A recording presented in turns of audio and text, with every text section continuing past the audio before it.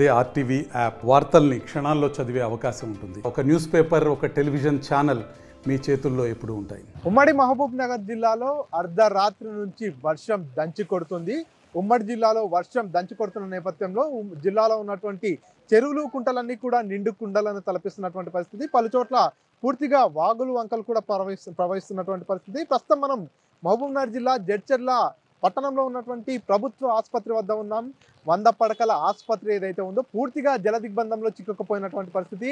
ఇక్కడ పూర్తిగా ఇక్కడికి వచ్చేటటువంటి రోగులు కావచ్చు, వారంతా కూడా చాలా ఇబ్బందులు ఎదుర్కొంటున్నటువంటి పరిస్థితి. వర్షం కారణంగా అర్ధరాత్రి నుంచి కూడా భారీ వర్షం కురుస్తున్న నేపథ్యంలో ఒక్కసారిగా వర్షపు నీరంతా కూడా హాస్పిటల్ ప్రాంగణంలోకి వచ్చి చేరింది. ఇక్కడ ఉన్నటువంటి రోగులు కావచ్చు, రోగులకు సంబంధించినటువంటి అటెండర్లు కావచ్చు, వారు ఇంకేదైనా పనుల నిమిత్తం బయటికి వెళ్ళాలంటే కూడా తీవ్ర ఇబ్బందులు ఎదుర్కొంటున్నారు.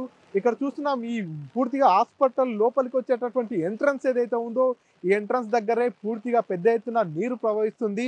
సో ఇక్కడ నీరు ప్రవహిస్తున్న నేపథ్యంలో 2 వీలర్ పై కావచ్చు, ఆటోలపై కావచ్చు వచ్చేటటువంటి రోగులు ఎవరైతే ఉన్నారో వారంతా కూడా తీవ్ర ఇబ్బందులు ఎదుర్కొంటున్నారు. ఒకవైపు వైరల్ ఫీవర్లు వస్తున్నాయి, సీజనల్ మార్పులు వచ్చిన నేపథ్యంలో సీజనల్ వ్యాధులు కూడా ప్రబలుతున్న నేపథ్యంలో ప్రభుత్వ ఆసుపత్రికి కావచ్చు, ప్రైవేట్ ఆసుపత్రులకు కూడా పెద్ద ఎత్తున రోగులు క్యూ కడుతున్నటువంటి పరిస్థితి.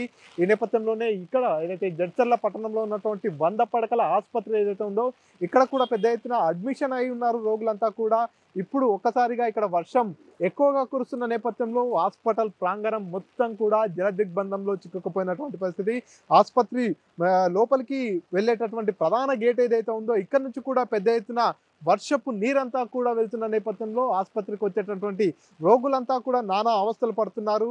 ఇక్కడ ఏదైతే నాలా ఉండాల్సింది, నాలా ఉండే దగ్గర ఈ ఆసుపత్రి నిర్మాణం జరిగింది కాబట్టి గతం నుంచి కూడా ఇదే సమస్య ఇక్కడ ఉందనేది స్థానికులు చెప్తున్నటువంటి మాట. ఇంత జరుగుతున్నా కూడా అధికార యంత్రాంగం మాత్రం ఇప్పటికి వరకు కూడా వీటిపై చర్యలు తీసుకోవట్లేదు. రోగులకు ప్రభుత్వ ఆసుపత్రికి వచ్చేటటువంటి రోగుల పట్ల నిర్లక్ష్యంగా వ్యవహరిస్తుంది అనేది స్థానికులు చేస్తున్నటువంటి ఆరోపణలు. ఏదేమైనా ఉమ్మడి జిల్లాలో మాత్రం వర్షం దంచి కొడుతుంది. దీంతో జిల్లాలో ఉన్నటువంటి జూరాల ప్రాజెక్టు దగ్గర కూడా 45 గేట్లనెత్తి నీటిని దిగువకు విడుదల చేస్తుంటే మరోపక్క జిల్లాలో ఉన్నటువంటి ఉమామహేశ్వర క్షేత్రం దగ్గర కూడా పూర్తిగా పెద్ద ఎత్తున కొండ చర్యలపై నుంచి వర్షపు నీరంతా కూడా జాలువారుతున్నటువంటి పరిస్థితి. అక్కడ కూడా కొండ చర్యలు విరిగి పడే ప్రమాదం ఉందంటూ కూడా అధికారులు హెచ్చరిస్తున్నటువంటి పరిస్థితి. సో మొత్తానికైతే వర్షం ఉమ్మడి జిల్లాలో విస్తారంగా పడుతున్నటువంటి పరిస్థితి. వర్షం కారణంగా చాలా చోట్ల పలు ఇబ్బందులు ఎదురవుతున్నాయి. అందులో భాగంగానే ఈ జడ్చర్ల ప్రభుత్వ ఆసుపత్రి దగ్గర కూడా పూర్తిగా జల దిగ్బంధంలో ఈ ఆసుపత్రి చిక్కుకుందనే చెప్పవచ్చు. ఇక్కడ చూస్తున్నాం మనం ఈ ఏదైతే ప్రధాన ఎంట్రన్స్ పక్కన ఉన్నటువంటి బయోమెడికల్ వేస్ట్ గది BMW స్టోర్ రూమ్ ఏదైతే ఉందో ఇక్కడ దాకా కూడా ఈ వాటర్ అంతా కూడా వెళ్తున్నటువంటి పరిస్థితి. ఈ వర్షపు నీరంతా కూడా BMW స్టోర్ రూమ్ ఏదైతే ఉందో దాంట్లోకి వెళ్ళినట్లయితే దానివల్ల కూడా ఇంకా కొన్ని రోగాలు కూడా ప్రబలే అవకాశం ఉందంటూ కూడా ఇక్కడ ఉండేటటువంటి స్థానికులంతా కూడా చెప్తున్నటువంటి పరిస్థితి. మరి ఇంత జరుగుతుంది. ప్రతి ఏటా కూడా వర్షాకాలం వచ్చిందంటే చాలు ఈ ఆసుపత్రికి జల దిగ్బంధంలో చిక్కుకుంటూనే ఉంది. ఇటీవల ఏదైతే BRS గవర్నమెంట్ హయాంలోనే ఈ ఆసుపత్రి నిర్మాణం చేశారు.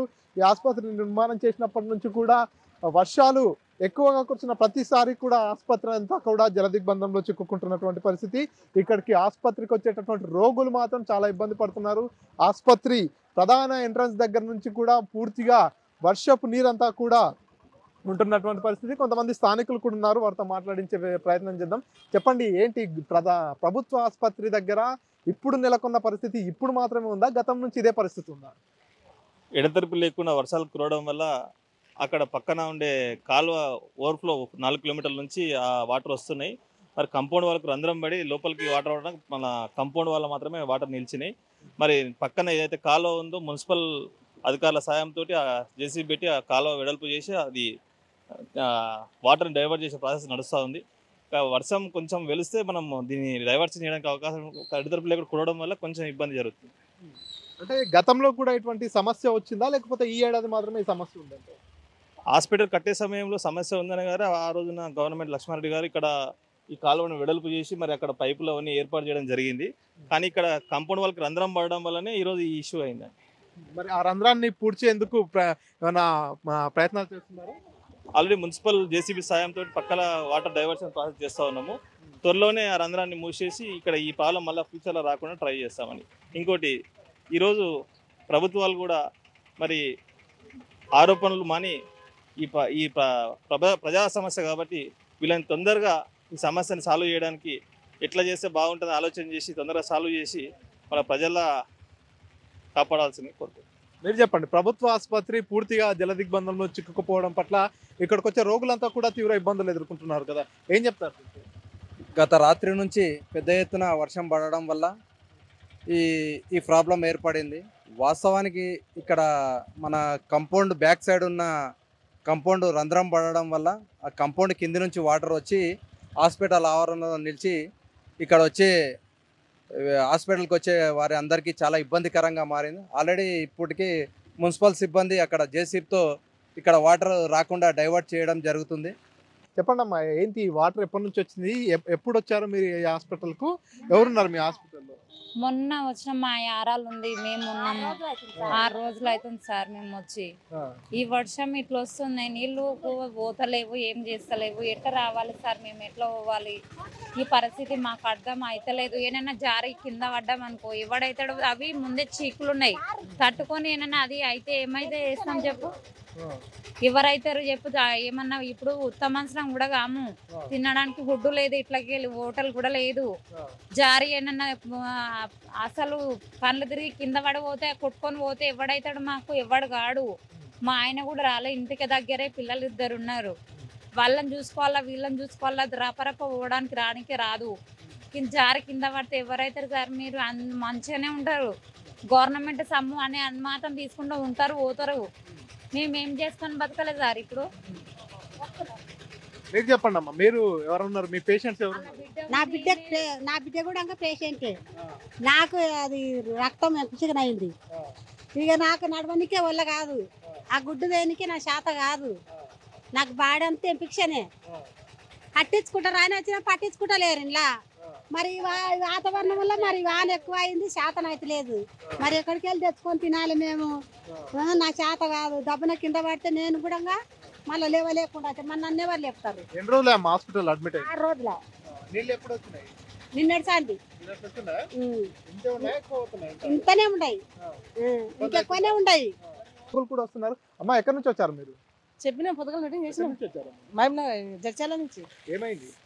పేషెంట్ ఆపరేషన్ చేసినాం కొడలకు, ఏం ఆపరేషన్? పిల్లలది. హాస్పిటల్ చుట్టూ కూడా నీళ్ళు వచ్చాయి కదా, ఎప్పటి నుంచి వచ్చారు నీళ్ళు? నేను రాత్రి నుంచి వస్తుంది, చాలా నీళ్ళు వస్తుంది, నడవడానికి వస్తలేదు, ఏం చేస్తలేదు, చాలా ఇబ్బంది ఉంది. ఈ రోడ్ బాటలు నడవాలంటే భయం అవుతుంది. అంటే ఇప్పుడే వచ్చిందా లేకపోతే ప్రతి సంవత్సరం ఇట్లే ఉంటుందా? ఏమన్నా మేము ఇప్పుడే వచ్చినాం హాస్పిటల్కు, ఇప్పుడే నిన్న నుంచి చూస్తున్నాము, నీళ్ళు చాలా ఉన్నాయి. ఇబ్బంది అవుతుందమ్మా? ఇబ్బంది అవుతుంది. ఎవరికేమైంది? మా కోడలకు ఆపరేషన్ అయింది, సిజరింగ్. ఇదే హాస్పిటల్. చూస్తున్నాం, ఇక్కడికి వచ్చే రోగులు కూడా పూర్తిగా చాలా ఇబ్బందులు ఎదురవుతున్నాయి. హాస్పిటల్ లోపలికి వెళ్ళాలంటే కూడా ఇబ్బందులు ఎదురవుతున్నాయి అనేటటువంటి విషయాన్ని వాళ్ళు తెలియజేస్తున్నటువంటి పరిస్థితి. పూర్తిగా ఏదైతే జడ్చర్లకు సంబంధించినటువంటి ప్రభుత్వ ఆసుపత్రి ఏదైతే ఉందో 100 పడకల ఆసుపత్రి అంతా కూడా ప్రస్తుతం వర్షాలు భారీగా కురుస్తున్న నేపథ్యంలో వర్షపు నీరంతా కూడా ఆసుపత్రి ప్రాంగణం లోపలికి వచ్చినటువంటి పరిస్థితి. దీంతో రోగులంతా ఇబ్బందులు ఎదుర్కొంటున్నారు. చూస్తున్నాం విజువల్స్ లో కూడా క్లియర్ గా ఇక్కడ ఏదైతే పూర్తిగా ప్రభుత్వ ఆసుపత్రి 100 పడకల ఆసుపత్రి ఏదైతే ఉందో ఆసుపత్రి సరౌండింగ్స్ మొత్తంలో కూడా పెద్ద ఎత్తున వర్షపు నీరు అంతా కూడా వెళ్ళిపోతున్నటువంటి పరిస్థితి. ఇక్కడ వర్షపు నీరు వర్షాలు కురిసిన ప్రతిసారి కూడా ఇక్కడికి పెద్ద ఎత్తున వర్షపు నీరు అంతా వస్తుంది. హాస్పిటల్కి వచ్చేటటువంటి రోగులంతా ఇబ్బందులు ఎదుర్కొంటారు కాబట్టి అటువంటి ఇబ్బంది తలెత్తకుండా ఉండేందుకు హాస్పిటల్ నిర్మాణ సమయంలోనే ఈ నాలాను కూడా కట్టించడం జరిగింది. ఈ నాలా కట్టించినప్పటికీ కూడా వర్షాలు భారీగా కురుస్తున్న నేపథ్యంలో వాటర్ ఫ్లో అనేది ఆగట్లేదు. ఒక్కసారిగా ఆసుపత్రి లోపలికి అయితే దూసుకొస్తున్నటువంటి పరిస్థితి. ఏదేమైనా కొత్తగా నిర్మించినటువంటి ఆసుపత్రితో తమ సమస్యలన్నీ తీరిపోతాయి.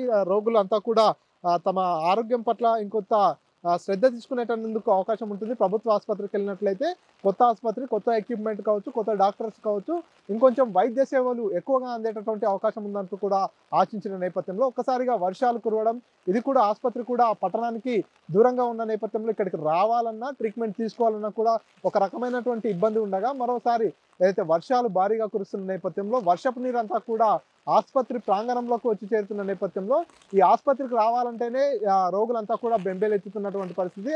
ఇప్పటికైనా అధికారులు కావచ్చు, ప్రజాప్రతినిధులు పూర్తిగా ఈ ఆసుపత్రి లోపలికి నీరు రాకుండా ఉండాలంటే ఎటువంటి చర్యలు తీసుకోవాలనే దానిపై ఫోకస్ పెడితే బాగుంటుంది. మరోసారి వర్షం పడినప్పటికీ కూడా ఆసుపత్రి ప్రాంగణంలోకి కానీ ఆసుపత్రి చుట్టుపక్కల వాటర్ నిల్వ ఉండకుండా ఉండేలా చర్యలు తీసుకోవాలని రోగులు కోరుతున్నటువంటి పరిస్థితి. ఎందుకంటే సీజనల్ వ్యాధులు అంటేనే పూర్తిగా వర్షపు నీరు నిల్వ ఉన్న దగ్గరే దోమలు ఉంటాయి కాబట్టి వాటి వల్లనే సీజనల్ వ్యాధులు ప్రబలే అవకాశం ఉంది.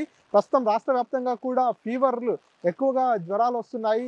డెంగ్యూ కావచ్చు, మలేరియా, టైఫాయిడ్ లాంటి జ్వరాలు కూడా విజృంభిస్తున్నాయి కాబట్టి ప్రభుత్వ ఆసుపత్రి దగ్గర ఇటువంటి పరిస్థితి లేకుండా ఇప్పటికైనా అధికారులు చర్యలు తీసుకోవాలని స్థానికులు డిమాండ్ చేస్తున్నారు.